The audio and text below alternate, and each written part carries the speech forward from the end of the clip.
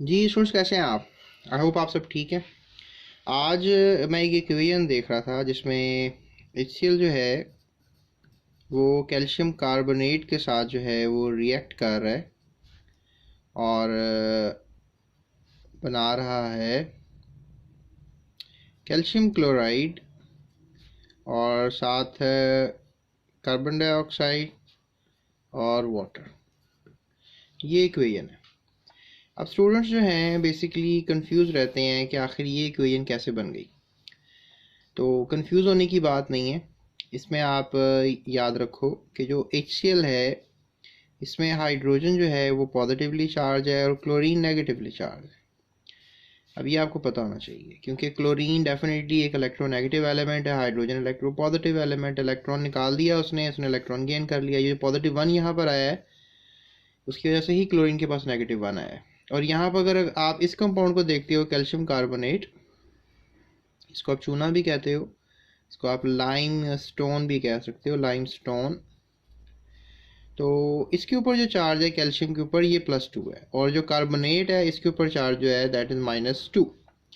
अब ये जो कैल्शियम है और ये जो कार्बोनेट है ये बेसिकली आपको नज़र आ रहा है भी ये +2 है और ये -2 है। अब क्वेश्चंस करते हैं स्टूडेंट्स के ये +2 कैसे है, क्योंकि कैल्शियम बेसिकली जो है इसके आउटर शेल में 2 इलेक्ट्रॉन्स होते हैं तो ये दोनों इलेक्ट्रॉन्स निकाल देता है, तो दैट्स वाई ये +2 चार्ज है। अब जो कार्बोनेट है तो ये -2 क्यों है?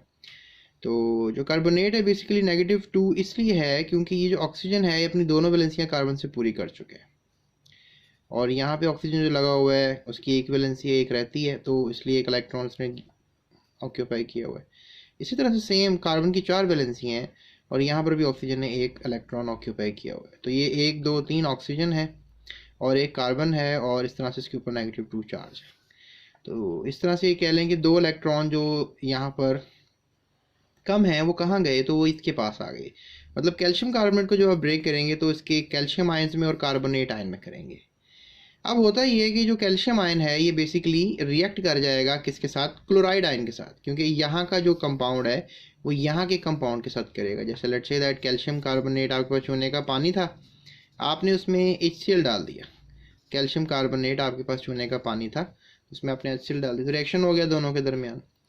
तो अब यही मैं आपसे बात कर रहा हूँ कि जो आयंस की डिस्प्लेसमेंट होगी, जो कैल्शियम है +2 चार्ज है, ये -1 है, तो ये होगा कि जो कैल्शियम है it will be just getting 1 electron और फिर ये दूसरा इलेक्ट्रॉन जो है और इस तरह हाइड्रोजन जो है वो पॉजिटिवली चार्ज है और इस तरीके से कैल्शियम क्लोराइड बन जाएगा, क्योंकि एक कैल्शियम है और साथ 2 क्लोरीन अटैच हो जाएंगे।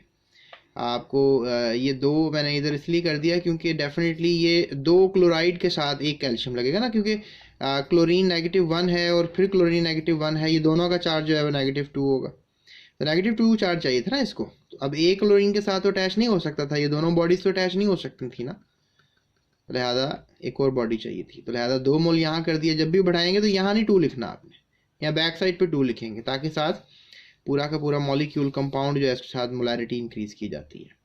तो आप 2 लिखेंगे तो हाइड्रोजन भी 2 हो जाएंगे और क्लोराइड भी 2 हो जाएंगे। सो ये स्टोरी इस तरह आएगी। अब ये जो कार्बोनेट है ये बेसिकली 2 इलेक्ट्रॉन्स के पास हैं, तो अब हाइड्रोजन आयन आएगा, एक इधर आके हाइड्रोजन आयन अटैच हो जाएगा और एक इधर आके, तो ये एक एसोसिएशन तो बन जाएगी, जैसे हम कार्बोनिक एसिड कहते हैं। तो आप कह लो कि इसकी जगह पे मैं लिख सकता हूँ H2CO3, that is called carbonic acid, carbonic acid. तो ये तो बनेगा नो डाउट, लेकिन ये है कि एक अनस्टेबल कंपाउंड है, ये प्रेशर में रह सकता है इकट्ठा इस सिचुएशन में। अगर प्रेशर दोगे तो इस सिचुएशन में ये कंपाउंड रह सकता है, लेकिन अगर आप प्रेशर नहीं दोगे तो फिर ये कंपाउंड ब्रेकआउट हो जाएगा। यू कैन से कि ये जो हाइड्रोजन है ये हाइड्रोक्सी लेके साइड पे हो जाएगा और ये जो है डबल बॉन्ड शिफ्ट हो जाएगा, यानी कि इस तरह फिर एक कंपाउंड जो है वो बनेगा, दैट इज कार्बन डाइऑक्साइड और फिर that is oxygen and hydrogen, that is water. तो ये वाटर और कार्बन डाइऑक्साइड तो यहाँ पर आपको नज़र आ रहा है। तो आज की इस वीडियो में मैंने सिंपली आपको शुरू में बताया था कि HCl को जब आप कैल्शियम कार्बोनेट के साथ रिएक्ट करवाते हो तो आपको मिलता है calcium chloride plus water plus carbon dioxide. लेकिन जो बात समझाइए आपको कि 2 मोल रिक्वायर्ड होता है और ये 1 मोल बन जाते हैं, right. So that is a balance chemical equation. तो ये एक रिएक्शन है।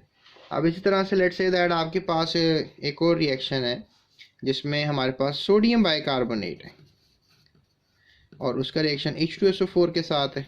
ठीक है, अब ये रिएक्शन है। तो इसकी ट्रिक क्या होगी? इसकी ट्रिक ये होगी स्टूडेंट्स कि सोडियम जो है उस पर +1 चार्ज लगा दो, कार्बोनेट पे -1 चार्ज लगा दो। ठीक है, ये आयंस बन गए। और सल्फ्यूरिक एसिड के पास 2 हाइड्रोजन आयंस हैं, तो उसके पास दोनों हाइड्रोजन आयंस को बाहर निकाल दो और सल्फेट बना दो। अब बेसिकली आपको पता है कि सल्फेट सोडियम यानी नेगेटिव बॉडी पॉजिटिव बॉडी के साथ जाके अटैच होगी। तो आपको ये पता है कि पॉजिटिव बॉडी नेगेटिव बॉडी तो चार्ज सेम नहीं है फिलहाल यहाँ पे। तो यही बात करेंगे दोबारा जो ऊपर की थी, 2 मोल यहाँ कर देंगे और एक मरतबा फिर सोडियम बढ़ जाएगा, साथ बाइकार्बोनेट भी बढ़ जाएगा। ठीक है, इसको तोड़ने का तो यही तरीका है। अब आप तुम कहोगे सर इसको H+ कर दो, कार्बन -2 कर दो, वो भी कर सकते हैं, लेकिन दैट इज़ नॉट रिक्वायर्ड। तो ये +2 जो है डेफिनेटली 2 पॉजिटिव आयन +2 हो जाएंगे, तो ये नेगेटिव के साथ मिलेंगे और आपको बनता हुआ नज़र आएगा सोडियम सल्फेट। ठीक है, सोडियम सल्फेट आपको बनता हुआ नज़र आएगा। अब यहाँ पे जो ये हाइड्रोजन आयन है और ये हाइड्रोजन के साथ जो नेगेटिव बॉडी है बाइकार्बोनेट आयन, ये दोनों आपस में मिल जाएंगे और बनेगा कार्बोनिक एसिड, जैसे कि अभी मैंने थोड़ी देर पहले बनाया था। ये भी आपस में मिल जाएंगे और सारे आयन्स बुक हो गए।